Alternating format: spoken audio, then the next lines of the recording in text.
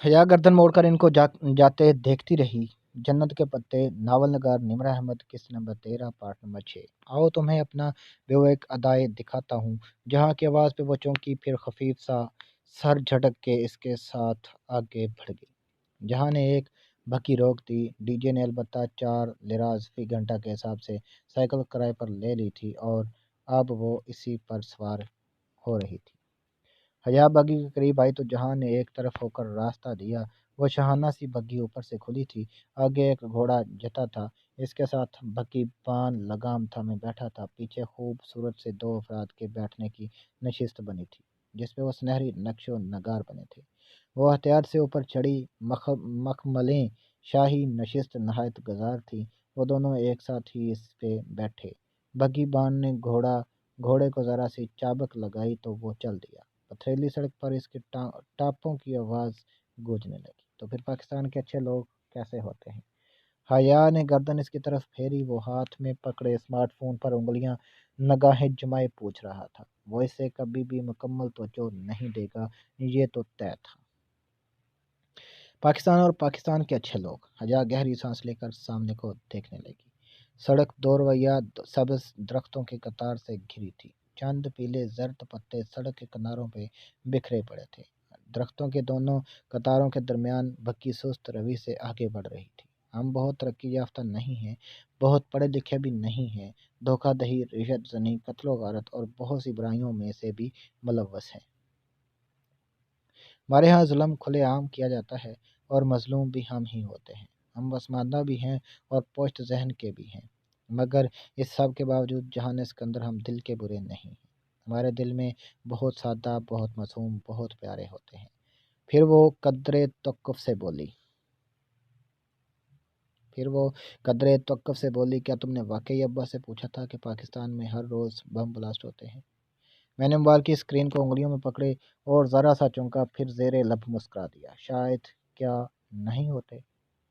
होते तो हैं। हमारी इंटरनेशनल इस्लामिक यूनिवर्सिटी के कैफ़े में भी ब्लास्ट हुआ था। इस दिन हमारी एक फेयरवेल पार्टी थी और हम फ्रेंड्स ब्लास्ट से 10 मिनट पहले कैफ़े से निकली थी। जब हम दोबारा आए तो बहुत बुरा मंजर था। वो खून, टूटा कांच, जली हुई दीवारें इसने याद करके जैसे झरझरी ली। तो सिक्योरिटी इदारे क्या करते हैं? लगता तो नहीं कि कुछ करते हैं। खैर, तुर्की के लोग कैसे होते हैं? मैं तो एक गरीब सा रेस्टोरेंट ऑनर हूँ, वर्किंग क्लास का एक मजदूर सिफ्त शख्स, जिसको मसरूफियत के पास घूमने फिरने का वक़्त भी नहीं मिलता, और बावजूद इसके कि मेरे घर से बेवक अदा करीबन 2 घंटे की मसाफत पे होगा, मैं 3 साल बाद इधर आया। वाकई इसने हैरत से पलकें झपकाईं। जहाँ निशाने अचका दिए। वक़्त ही नहीं मिलता। मैंने बचत के लिए रेस्टोरेंट में वर्कर्स कम से कम रखे हुए हैं, सो इसलिए काम का बोझ बहुत बढ़ जाता है। वो इस तरह स्क्रीन को दबाता मसलसल काम कर रहा था। बाकी सड़क के ढलवान से नीचे उतर रही थी। बल खाती सड़क ले दोनों तरफ बहुत खूबसूरत बंगलों कतारों में थे। सड़क के किनारे कटते टहलते फिरते फिर रहे थे। वो तख्ता एक कमज़ोर है। रिफतन जहाँ ने अपने जोगर से नीचे मौजूदा तख्ता थपथपाया और फिर झुका। प्लीज़ जहाँ, सारी दुनिया की टूटी चीज़ें तुम्हारा हेडेक नहीं। अच्छा, वो जो झुक रहा था कदरे खुफगी से सीधा हुआ। वो फिर से मोबाइल से कुछ लिखने लगा। फ़ोन रख भी दो मादम, आप ये मत बोला करें कि आप एक गरीब वर्कर के साथ हैं, जो एक अगर एक दिन का हाफ लेगा तो सारे ऑर्डर्स में हेर फेर हो जाएगा। सो इस बेचारे को बहुत से काम यूं ही ऑन दी मूव बखतनाने पड़ते हैं, और वो ये भी जानता है कि इन तमाम मेहनत के बावजूद वो अगले 10 साल तक भी बेवाक अदा के इन बंगलों जैसा आधा बंगला भी नहीं बना सकता।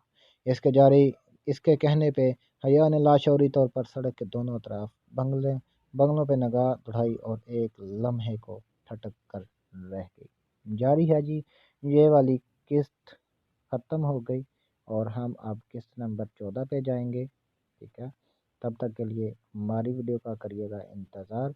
हमारे चैनल को कर दीजिए सब्सक्राइब, वीडियो को कर दीजिए लाइक, और जाते जाते बेल आइकन को दबा दीजिए ताकि आने वाली वीडियोस आपको मिलती रहें।